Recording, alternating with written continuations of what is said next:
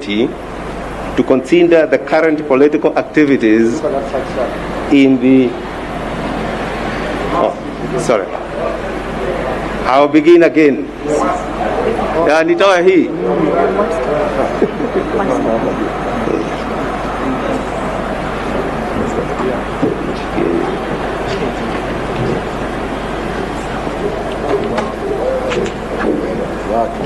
Yeah. Thank you very much, members of the Fourth Estate. I can even hear my voice is better. The National Security Advisory Committee held a meeting today, the 7th of October 2020, to consider the current political activities in the country and their implications on national security. NSAC noted that the country is experiencing growing political tension that is creating division and pushing sections of politicians and their supporters against perceived opponents. This situation is increasingly polarizing the country along ethno-political lines and therefore undermining national cohesion, peace, and security, and derailing our transformative economic agenda. The unchecked utterances and political weaponization of public gathering continue to undermine the law and order within the country. This disregard of the law has triggered violent confrontations among different groups, thus threatening national security of the nation. In the recent past, the country has witnessed the following speeches and utterances that incite and cause hatred, resentment, and create tension within our social fabric. B. Utterances that fuel ethnic or group violence. C. Use of abusive, negative, and insulting language. D. Publication in media of pictures which could lead to ethnic, religious, or racial discrimination. The foregoing has created a situation of fear, despondency, and political uncertainty. It is in this context that NSAC has met to discuss the situation in the country with a view to maintaining peace and security and promoting the rule of law. In its deliberations, NSAC also observed the following situations. A. That the country is only now recovering from the ravages of the COVID-19 pandemic, which has led to tragic loss of life, severe economic contraction, disruption of our way of life, pain and suffering in families, and loss of livelihoods. B. Some individuals are taking advantage of the vulnerabilities in our population occasioned by the socio-economic shocks of COVID-19. In pursuit of cheap publicity, these individuals, in attempt to further their selfish political agenda, are inciting the youth who are fearful of their future. They are attempting to radicalize the youth to the point where they have fought and in one tragic incident killed each other.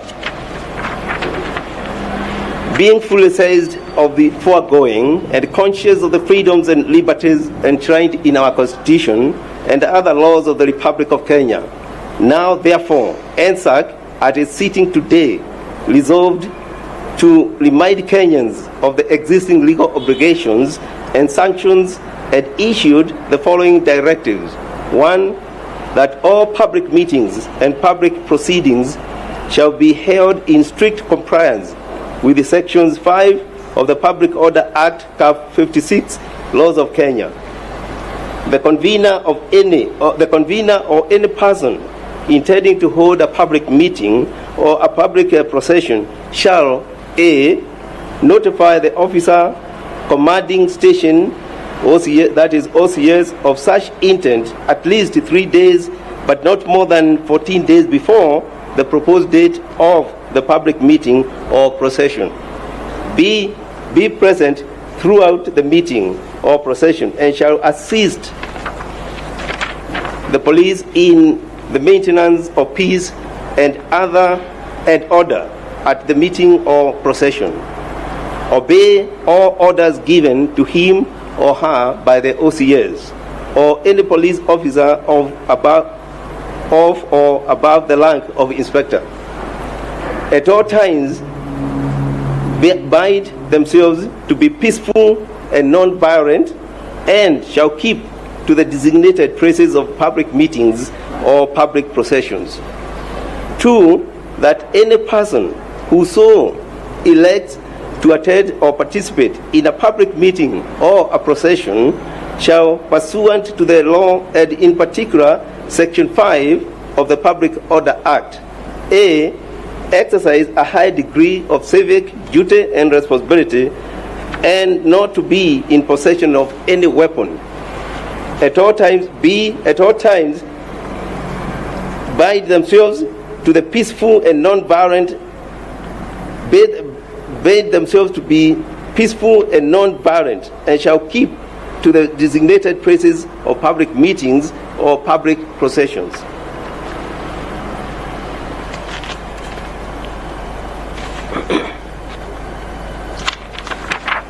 C, report to the relevant authority incidences of hate speech, incitement to violence, ethnic contempt, or any other offense. D, respect the freedom of expression of other people. E, not abuse, exclude, demean, stereotype, or profile other people. F, not propagate insurgency and socioeconomic hostility among and between Kenyans. G, maintain strict observance of the law of the safety and well-being of everyone present. 3, that all persons who elect to address any public meeting and procession shall be bound by the legal penalties and obligations set out in Section 13 and Section 62 of the National Cohesion and Integration Act, which provisions bar speeches, utterances, and messages that contain A, offensive, abusive, insulting, misleading, confusing, obscene, or profane language. B, inciting, threatening, or discriminatory language that may or is intended to expose an individual or group of individuals to violence, hatred, hostility, discrimination, or ridicule on the basis of ethnicity, tribe, race, color, religion, gender, disability, or otherwise. C, attacks on personal rights that trigger discrimination on the basis of their ethnic background, economic status, race, religion, or association. 4, that all media outlets shall be held responsible for all the content that they publish and or broadcast pursuant to the Section 62 of the National Cohesion and Integration Act, as read together with the guidelines for monitoring hate speech in the electronic media issued by the National Cohesion and Integration Commission. Accordingly, the media shall A, not publish words intended to incite feelings of contempt, hatred, hostility, violence, or discrimination against any person or group or community on the basis of ethnicity or race. B, desist from providing platform to hate mongers, inciters, and tribalists. D, C, practice responsible and conflict-sensitive reporting. D, endeavor to air programs that promote respect, national unity, and cohesion. 5, that all social media users shall be held individually liable for all content on their social media profile pursuant to the National Cohesion and Integration Act, as read together with the guidelines on prevention of dissemination of undesirable, bulk, and premium rate political messages and political social media content via electronic communication network. In that regard, every social media user shall ensure that A, all their content is written in a language that avoids a tone and words that constitute hate speech, ethnic contempt, and incitement to violence, harassment, abuse, defamation, or intimidation.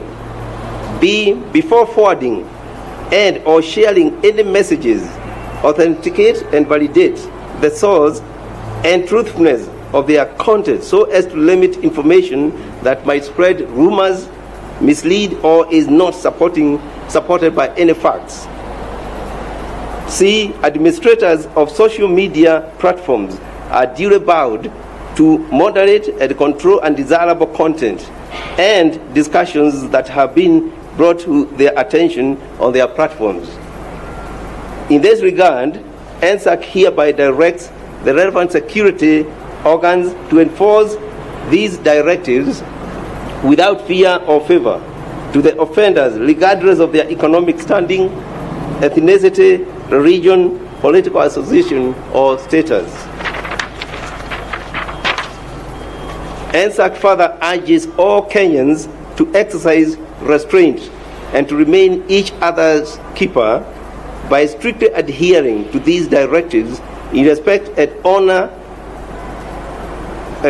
to our shared duty as one people in order to promote peaceful coexistence and security in our beloved country.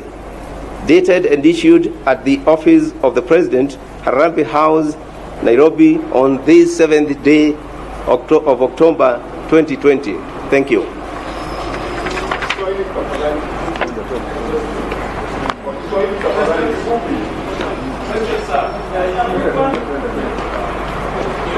The office of the President has been accused